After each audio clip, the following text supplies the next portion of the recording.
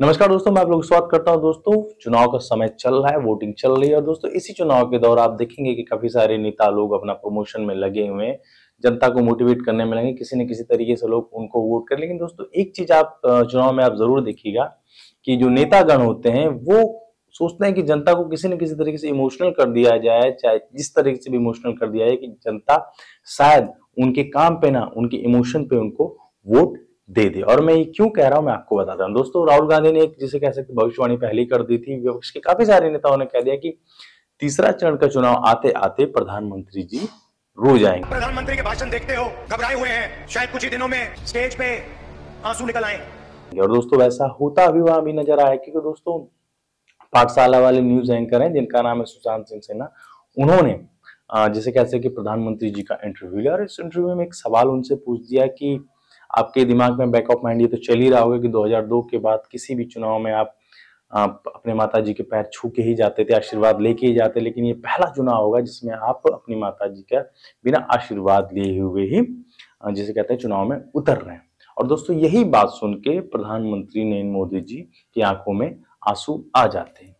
अब दोस्तों इसकी भविष्यवाणी तो काफी सारे नेताओं ने पहले कर दी थी। बस ये मैं यहाँ पे ये नहीं कहना चाहूंगा कि प्रधानमंत्री जी की आंखों में आंसू आ गया, उससे दौरान जाहिर सी बात है किसी किसी की भी माता जी के बारे जो उनकी माता जी नहीं रहेंगी तो उनके बारे में अगर सवाल पूछा, जाहिर सी बात इंसान इमोशनल हो जाएगा। लेकिन अगर 75 साल के व्यक्ति हैं उनको और इस तरह का सवाल उनसे पूछा जाएगा तो वो भी इमोशनल हो ही जाएंगे। उम्र की कोई सीमा नहीं। लेकिन दोस्तों बस मैं सुशांत सिंह सिन्हा से पूछना चाहता हूँ कि आपके पास सवाल पूछने के बस यही रह गया था? आप ही नहीं पूछ सकते थे कि मणिपुर की महिलाओं को जो नग्न में दौड़ाया गया, नंगा करके दौड़ाया गया, उस पर प्रधानमंत्री जी से सवाल नहीं पूछ सकते थे? जब हमारे देश की महिला पहलवान बेटियां जिसे कह सकते हैं कि घसीटी जा रही थी दिल्ली की सड़कों पे, तब उनका अपमान नहीं हो रहा था, वो सवाल आप प्रधानमंत्री जी से नहीं पूछ सकते थे? या फिर इलेक्टोरल बॉन्ड जो सबसे हमारे देश का सबसे बड़ा जिसे कैसे घोटाला हुआ, उसके बारे में आप नहीं पूछ सकते थे? पूछ सकते थे। और दोस्तों बकायदे जिसे कहते हैं सुशांत सिंह सिन्हा ने अपने ट्विटर हैंडल पे भी डाल दिया इस चीज को कि प्रधानमंत्री जी क्यों इमोशनल हुए, उनका पूरा जिसे कहते हैं कि बेबाक इंटरव्यू देखिए आप पाठशाला वाले जिसे कहते हैं उनका प्राइम शो आता है उस पे। अब सोचिए दोस्तों, देश की मीडिया का हालत क्या है ये किसी से छुपा नहीं। लेकिन दोस्तों अगर मुद्दों की ही बात ना किया जाए तो उसके बारे में क्या ही कहा जा सकता है। कांग्रेस के कई सारे नेताओं ने इसका फिर बाद में जिसे कहते हैं ट्वीट करके बताया भी कि देखिए जो कहा था वो हो गया। कुल मिला जुला के सीधा सीधा सा मुद्दा है कि चुनाव कोई भी हो, किसी भी लेवल का चुनाव मुद्दों पे नहीं लड़ा जा सकता है। हम अमरूद होके तो चुनाव लड़ नहीं सकते कि हाँ अमरूद है और जनता इमोशनल है। जनता इतनी मूर्ख तो बैठी नहीं है।